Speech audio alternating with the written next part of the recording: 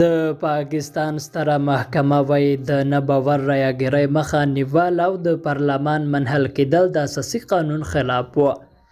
د پاکستان ستره محکمې د هیواد د ملي اسمبلۍ هغه پریکړه د اساسي قانون خلاف وبلله چې د صدراعظم عمران خان د لرې کولو لپاره سیاسي مخالفینو غوښتي وه، خو د اسمبلۍ مشر د رایګرۍ غیر قانوني وبلله او د اسمبلۍ غړي رایګرۍ ته پرېنښودل.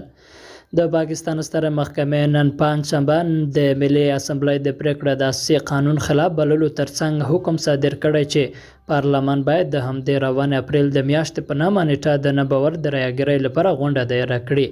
په پاکستان کې مطبوعاتو هم ویلي چې ټاکل شوې د نه باور رایګرۍ د اپریل د میاشتې په 9 وشي او دا پریکړه به وشي چې آیا عمران خان په واک کې پاتې کېدای شي که نه. ټاکل شوې وه چې د ملي اسمبلۍ 342 غړي یکشنبه د سیاسي مخالفینو په غوښتنې د واک څخه د عمران خان د لرې کولو لپاره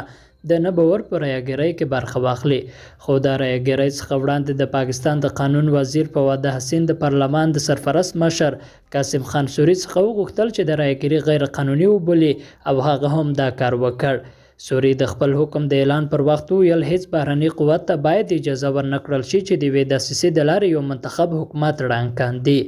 تر دې وړاندې د پاکستان صدراعظم عمران خان د دغه هیواد له ولسمشر عارف علوي څخه د پارلمان د لغوه کولو غوښتنه کړې وه او د نویو انتخاباتو لپاره یې د 3 میاشتو وخت ټاکلی و. د پاکستان د حکومت مخالفو سیاسي ګوندونو دا کار د پاکستان د اساسي قانون خلاف بللی او ویلي دي چې په ضد به یې درېږي. دغو ګوندونو عمران خان په خیانت تورن کړی دی.